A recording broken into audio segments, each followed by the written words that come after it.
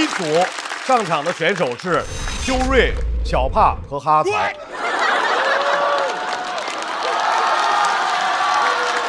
第一位上场的这位演员呢，大家对他很了解，因为他特别爱做的事情就是分享生活里的细节。这次呢，关于旅游这件事儿，他有话要说。朋友们，开场不易，掌声欢迎秋瑞。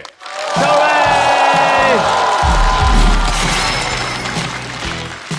你们好，秋瑞。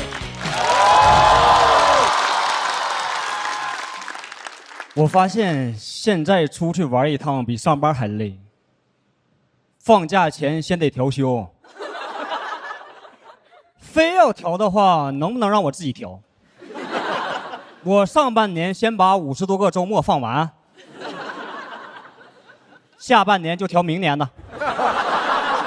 都调完了，我也快60了，再想出去玩我就请病假，老板也不敢开除我。N+60他们赔不起了。我每次做好攻略那一下已经不想动了，就知道这一路要遭多少罪，酒店会涨价，机票抢不到，景区厕所门口排1万个人，我女朋友那边排2万个。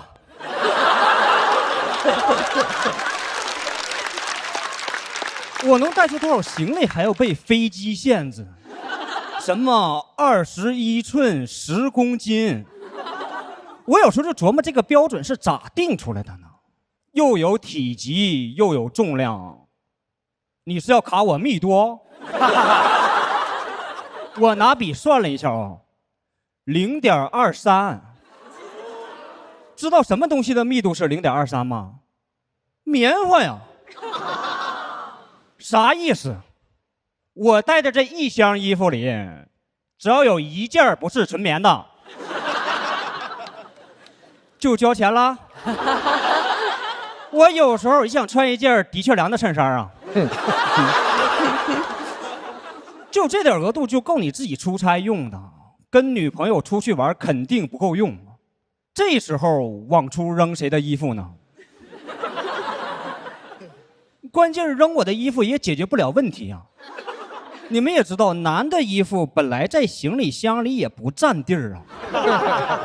我们那个衣服在箱子里都是液体，就负责给行李箱美缝用的。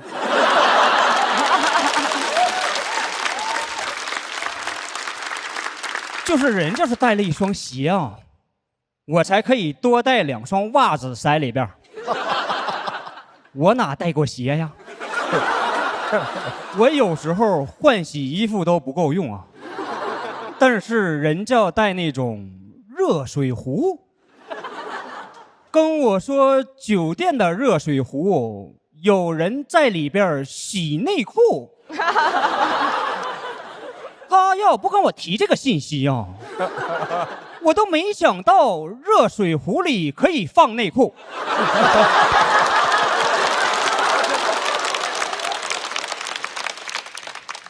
我想多带2条内裤。他听完给我一顿骂，挨骂之后我一路也没跟他说话，嘴里边塞着袜子呢。主要远方这种东西靠近之后反而会击碎你的幻想。去西藏之前就觉得那儿是离天堂最近的地方，到了之后我只想在诊所里边吸氧。哎，我昏迷那个状态，听黄龄那首《痒》的时候，就觉得这首歌肯定是在西藏写的。你就听那歌词吧，来呀，快活呀！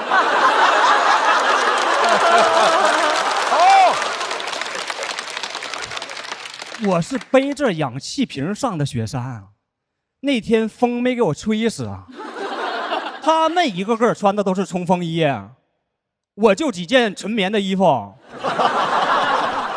哎，把的确良衬衫套上都不管用啊。当时我就知道这衣服为啥叫的确良了。但旅过游的都知道，就算再狼狈，朋友圈必须是精装的。我在雪山上气儿都喘不匀了，还是放下氧气瓶去找手机呀。朋友以为我要写遗言呢。我发了个朋友圈啊，小小雪山拿下。我朋友更装，掏出了高脚杯，没有酒，他纯装杯啊。说酒不重要啊，想喝的时候可以打开美团点闪购，30分钟都能送。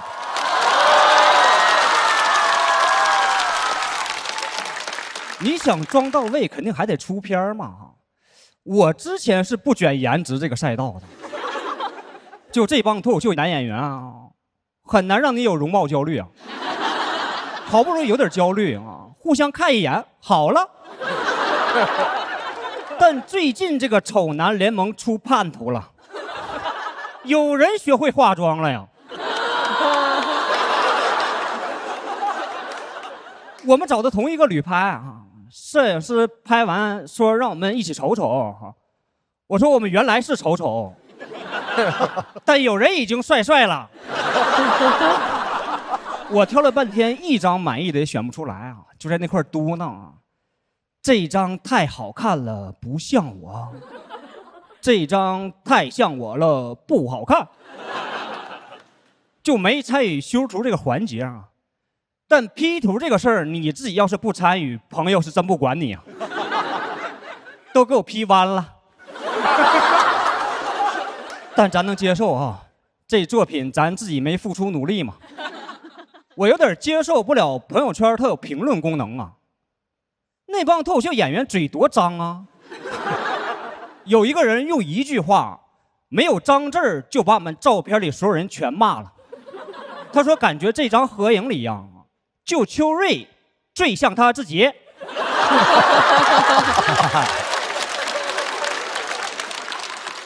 我也想过变帅啊，但录节目的时候就是我们丑男联盟最好看的时候了，也是服装老师最绝望的时候。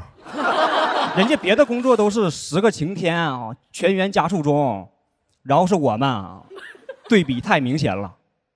之前工作像过节啊，现在工作起来全是节节。主要咱这个节目还老淘汰好看的，衣服架子全走了，剩下我们这些衣服篓子。好看的衣服我们还互相试啊，你穿上挺丑啊，要不我试试？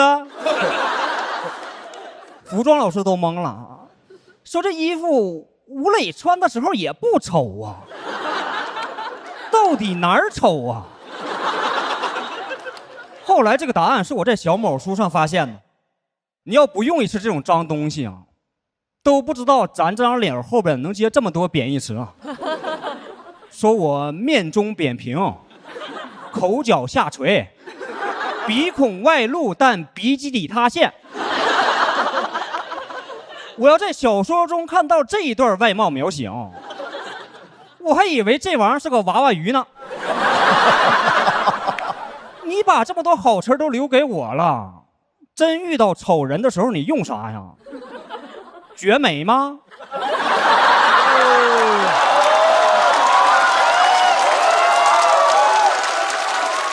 谢谢们，谢谢你们。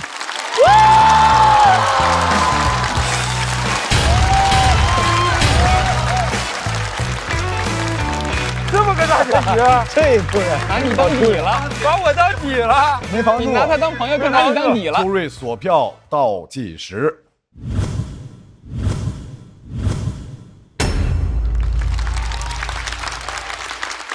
我先想说，我觉得秋瑞这一季跟上一季特别大的一个改变，就是他不像以前那么愤怒了。这种改变我觉得很可贵。其实他刚才讲的内容很有意思，某种程度就跟孟川讲的是一样的感觉，就是他开始讲了一件事儿，旅游之后讲的是拍照，是丑男联盟，这两者之间其实并没有一个有机的联系，但因为他的文案很好，他的文本很好，他表演极其好，所以他让我忘了从 A 到 B 中间的连接是什么。这是他作为一个脱口秀演员非常棒的一个他的技巧和他的魅力。我一直很喜欢他这种状态，虽然我很想念过往那个愤怒的秋瑞，但我还是很喜欢如今这个成长以后的新的那个秋瑞。愤怒有愤怒的劲儿，不愤怒有不愤怒的劲儿。对，对，啊，关键今天是说自己丑，能有多愤怒呢？以前是说人家户型不好，钻石户型越说越生气，说自己丑，好像最后还是很容易和解的吧？是。是啊，我怂了，怎么秋瑞？这是秋瑞最温和的一次，是是啊，其实出门要准备这些东西的时候，还是挺纠结的呀。因为好多吃的，有时候你吃不好，吃一口吐一口，吃一口吐一口，瓜子儿。然后呢，但是我就说，咱们秋瑞其实我觉得有一种就是还是生这个气，但是他自个儿给自个儿说明白了，释怀那种感觉，也挺可爱的啊。我同意大老师的是吧？观点，就是自个儿跟生着气，哎，给自个儿逗乐了，就是这么个人。我觉得我最想吐槽的应该是，跟我一块出去旅行的朋友，可以跟你旅行的朋友一定是很好的朋友，对吧？对。但是可能旅行完了就翻脸了。是吗？没有到旅行完，中间就已经差不多了。但很好的朋友，他会有一些习惯，会跟你真的很不一样。比如我有一个朋友吧，是特别好的朋友，他叫龙丹妮。哦。然后他每一次出去，他要有1个罐、2个罐、3个罐，至少3个罐起。啊，罐儿？为什么？他养蛐蛐啊？什么意思？他为什么那么多罐啊？有1罐是腐乳，有1罐是剁椒萝卜。哦，吃的那个配菜啊，或者是鸭架子。就是他必须要带这些东西才能出门。我妈以前说我出门之后就8个字送我说2个一定要记住，遇事不怒，勤换内裤，就是这2个事儿。不好意思啊，秋瑞，秋瑞就因为这事儿也能骂。有的时候校友团不是特别好控制，你能理解啊？我们都好朋友。我们再次掌声送给秋瑞。其实观众喜欢生气的，我是喜欢他们年轻的自己了。就年轻人都带着那个叛逆、贫穷、倔强这些东西到我身上就被化成生气了，但其实他们看到的是自己那个叛逆的样子了。下面要上场的这位朋友，节目播出之后获得了很多的关注，加油加油！哈，潘子力，好，但是同时也带来了一些小困扰。掌声欢迎小帕。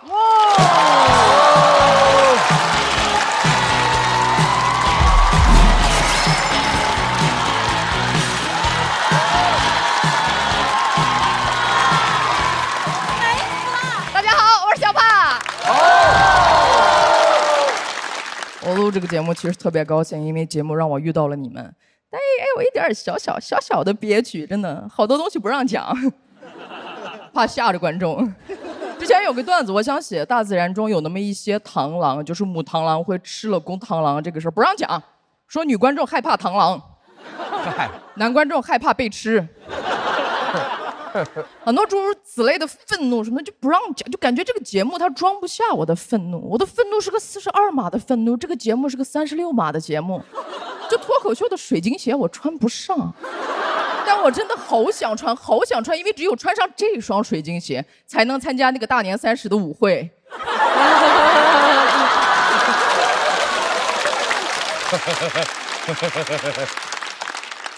其实之前有人说过类似的话，我听过说啊，小帕听了你段子不敢笑，怕笑了有损功德。你上我这儿攒功德来了？那你去哪儿笑呢？去庙里啊？看高僧拼盘？管轮回叫 callback 啊？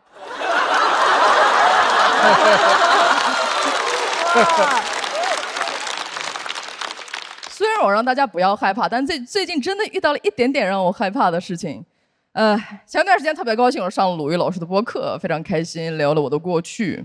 大家听了我的播客之后，对我的态度就开始变得有些柔软。首先是贾浩，我跟贾浩认识有一些年了，我非常喜欢他。我们之间的日常沟通就是哥这个写不出来这个东西，吭哧半天写不出来。他说那写不出来别写了，非常正常。我们之间就是这么沟通的。他突然有一天过来跟我说加油，妹妹。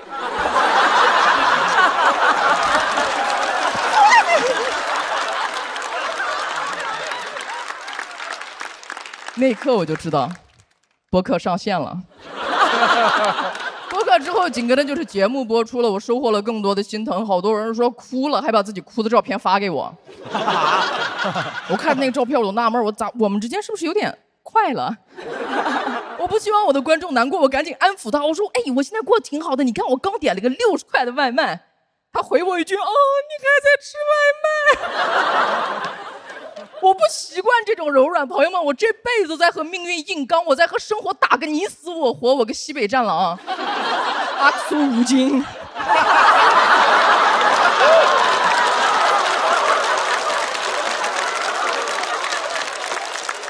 突然有几万个人说想抱抱我，上一次有这么多人想抱抱的还是琳娜贝尔。我和琳娜贝尔还是有一些共同点的，琳娜贝尔是7宝之一，对吧？她有6个好朋友，我也有6个。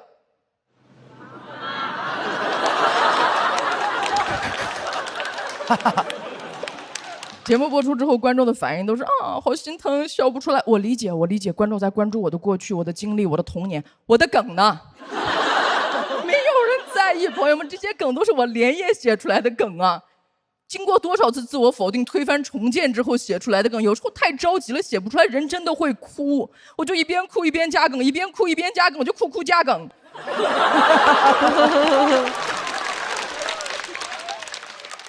我写那个稿子的时候想，哦，这个新鲜的双关，细腻的类比，爆炒一个转折，咱们再点缀少许的谐音，这不得给他们吃点好的。没有人在意，没有想到有一天我会像一个绯闻缠身的明星一样说出那句话，请大家多关注我的作品。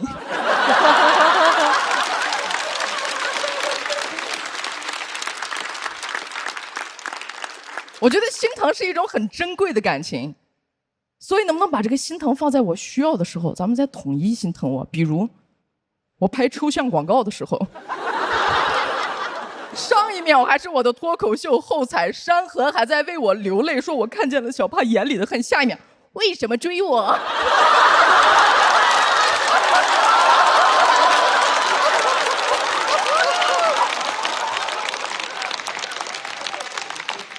哎，写了那么多，最好笑的是这个广告，这不值得心疼吗？这个广告的弹幕我看了，没有一个人心疼吗？没有哪怕一个人在弹幕上说哦，好心疼，为了挣点钱，这种东西都拍。我害怕应对别人的心疼，一是我不知道该怎么回应，二我也害怕别人觉得我在卖惨，真不是我卖惨，这节目他就要这个，他就专门找这个，你们知道吧？有时候他着急了，他都骑着3轮，拿着大喇叭，他就挨家挨户他都吆喝说穷人，说残疾人，有时候来晚了都被爱奇艺收走了。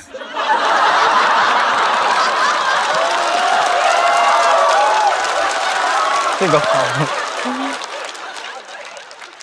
另外，我也害怕观众心疼了之后就不敢笑了。我是一个脱口秀演员，我的工作就是用我悲惨的过去去写段子。脱口秀是我应对悲惨的时候的另一种描述的方式。如果你们笑了，我只是拥有一个悲惨的过去；你们不笑，我就是拥有整个悲惨的人生。我跟你们讲。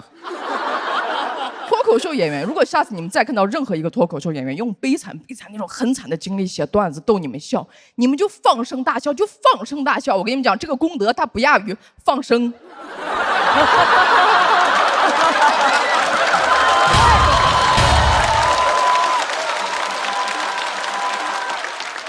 很多人说听了我的童年红了眼，我特别理解，毕竟很多同行听我的经历，他们也会眼红。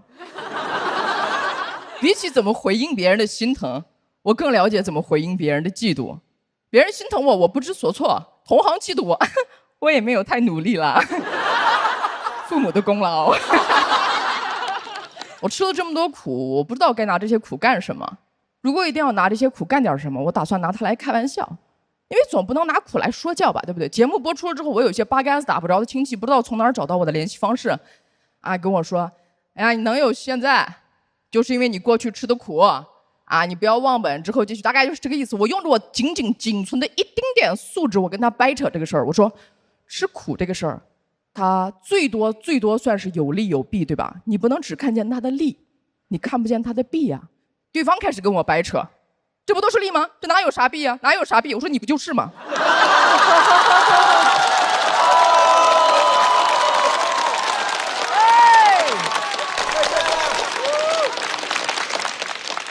说了那么多，只是想告诉大家，不用心疼我，我已经被看见了。真正需要心疼的是那些看不见的，比如黑灯。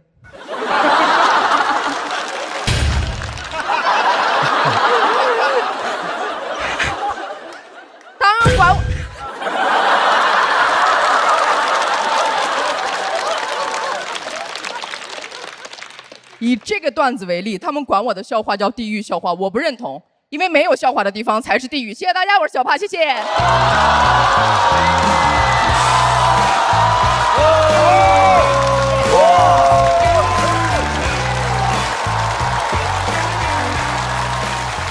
太高了，这要超级业了。我跟豆哥得死一个了，得死一个了，有点难了，后面还有霸哥的。That's right。小帕的锁票倒计时，再次把掌声送给小帕。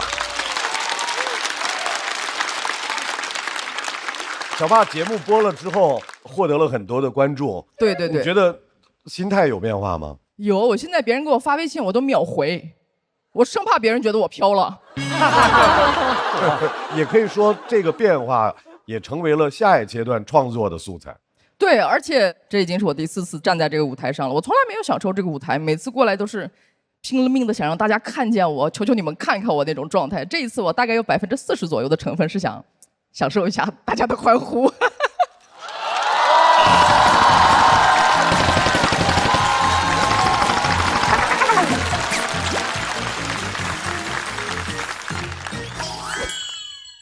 大老师还记笔记呢。因为我太喜欢这句话了，他说拿苦开玩笑那个，但是重点就是在于祝贺呀。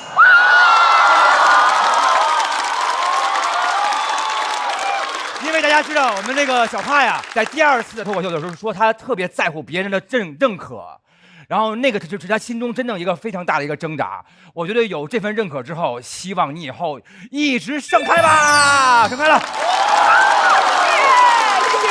谢谢。其实你第1场的时候，我笑的是没有心理负担的，就你讲的那些，我肯定会有一些难过的，但是由于你高超的表演和文本，使得我笑的时候没有太多负担。然后出去以后，那么多人表示同情大于好笑这件事儿，我怀疑我可能共情能力不如他们，但我仍然觉得你那个东西一定是搞笑和欢乐的东西远大于那个伤感的那些东西。谢谢，我想要的就是这种反馈，我想要的就是这种。我当时就是这感觉，现在再强调一遍，我也感觉到你可能是对很在意，作为一个职业的脱口秀演员更在意这个。谢谢。那后边有难听的来了，就是今天这个我会觉得你试图传递和表达的东西多于那个好笑的那个东西，但是不知道为什么给我很强的力量感，就是我这个年纪，我这个老头很难从年轻人身上得到一些让我感觉很有力量、对我有帮助的东西，但刚才实实在在从你身上得到了，对，所以我就忍不住在，我拍的那个点其实比他迟钝了一点点，这也是老人的常见毛病，但是拍完了你最后那句话还进一步给了我一个最大的力量，而且完全不是那种低级的煽情，是非常非常有力量、特别棒、触及灵魂的那么一句，非常非常好。这是难听的话吗，葫芦老师？我其实做了让步转折，不知道为什么他可能内心很强大。我说虽然，然后但是的时候他就没事儿，不像有些脆弱的男选手。我最后是夸的，中间让步转折了一下，我说虽然，然后他们就一副受伤的样子，我心里就想真是没用，但你不是。男选手太脆弱男宝啊！那个罗老师，您说的那个男选手是姓？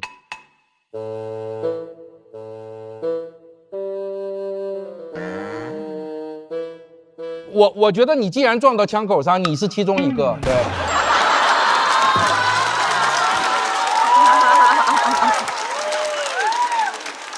你总是很受伤的样子。来，让我们结束这个不愉快的话题，好吧？臻臻，我跟鲁豫姐几乎是同时拍的吧？放生那个地方。对，然后小帕的表演非常的精彩，我特别想跟你强调，跟你说的是，你的梗非常的好笑。谢谢。从第1赛段到今天，你的每一次表演其实都让我印象超级深刻。我觉得你今天讲的这些，就是观众对你的心疼，只是基于他们只看了第1赛段的表演。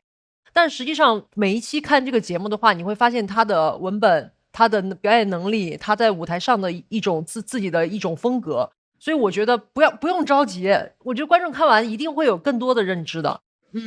好，我觉得刚刚小帕讲的非常好笑，然后前2天我不断的重播你的那个广告，笑的也非常开心。他跟大刀那广告是太有魔性了，是我起码看了有20遍起步，特别洗脑，非常非常洗脑。是。然后我非常高兴的看到有那么多的人看到小帕，喜欢小帕，为你开心，真的。谢谢谢谢谢真的谢谢谢。然后他最后讲到那句话，他说没有笑话的地方就是地狱。我去年看过一部电影叫《破地狱》，我觉得就是要打破所有没有笑话的地方，打破所有的地狱。对，为你骄傲，小帕。谢谢谢谢。从讲自己的故事到分享自己的感受，来享受这个舞台，小帕真的在这个台上耍开了。秋瑞有压力了，对，来，请秋瑞回到台上。秋瑞。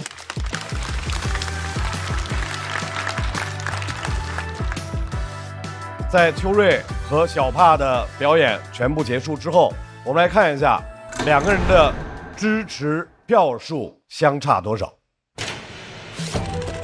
今天的表现，我觉得在自己预期之内吧，7分。从表演节奏方面来讲，85到90左右；稿子的内容的话，可能80。不是差40票吗？那240对285。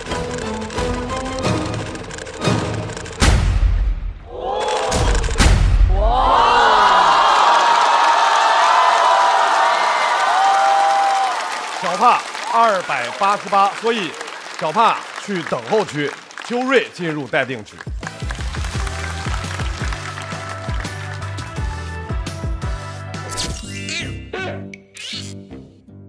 这是我第一篇完全新写的，心里很没有底。其实上台前，我老觉得观众是不是太捧着我了呀？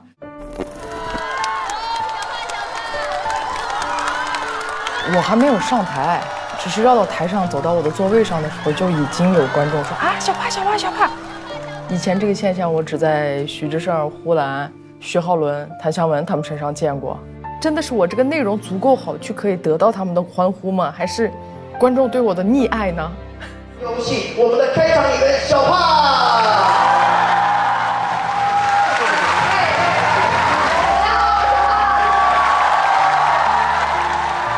一开始非常忐忑，就不知道该怎么回应是正确的。他打你一拳，你可以打回去，但是对面给你扔个棉花，你就不知道该怎么办了。但是最近就是小雪的女儿，小雪姐姐的大女儿花朵，特别高兴。我俩的主题还有点相像，对，他也是一个看医生的一个问题，我是还很好。太棒了，你们太棒了2把暖壶踢废了。好高兴！今天是，我现在也在慢慢享受，就是在大家的棉花里面翱翔、畅游，这种感觉。大家好，我是小帕。观众的爱开始一点一点长到我身上了。我不再自我否定，哪怕我今天搞砸了，我都会说没事儿，搞砸了，搞砸了就搞砸了呗，搞砸了只是这件事情砸了，而不是你这个人砸了。我会努力往前走。我要享受这个舞台，享受观众的尖叫、掌声。小帕，你比你想象的要好，那么多观众爱你，你值得好多爱。